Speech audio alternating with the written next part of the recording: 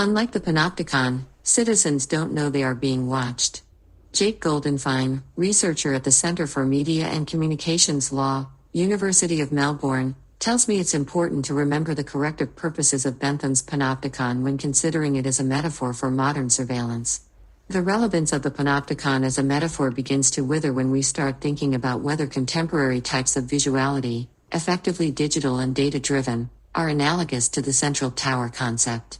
For example, whether this type of visuality is as asymmetrical and, I think more importantly, being co-opted for the same political exercise. Does the fact that we don't know we're being watched mean we are being normalized in the way the Panopticon was intended to correct behavior? As Goldenfein suggests, the asymmetrical exposure of inmates in Bentham's building is of a different order to how government bodies such as GCHQ conduct surveillance. In the Panopticon, the occupants are constantly aware of the threat of being watched. This is the whole point, but state surveillance on the internet is invisible. There is no looming tower, no dead-eye lens staring at you every time you enter a URL. It wasn't until the Snowden leaks that the scale of NSA and GCHQ operations became known. This arguably makes the system more panoptic post-Snowden, when we are aware of it, but it hasn't been the official rhetoric. The original emphasis, and still the emphasis today, hasn't been on correcting behavior but on providing security, namely from terrorists.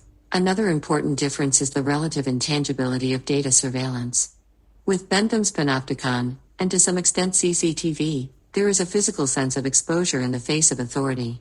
In the private space of my personal browsing, I do not feel exposed. I do not feel that my body of data is under surveillance because I do not know where that body begins or ends. We live so much of our lives online, share so much data, but feel nowhere near as much attachment for our data as we do for our bodies.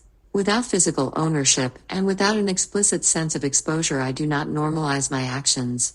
If anything, the supposed anonymity of the internet means I do the opposite. My data, however, is under surveillance, not only by my government but also by corporations that make enormous amounts of money capitalizing on it. Not only that, but the amount of data on offer to governments and corporations is about to go through the roof, and as it does, the Panopticon may emerge as a model once more. Why?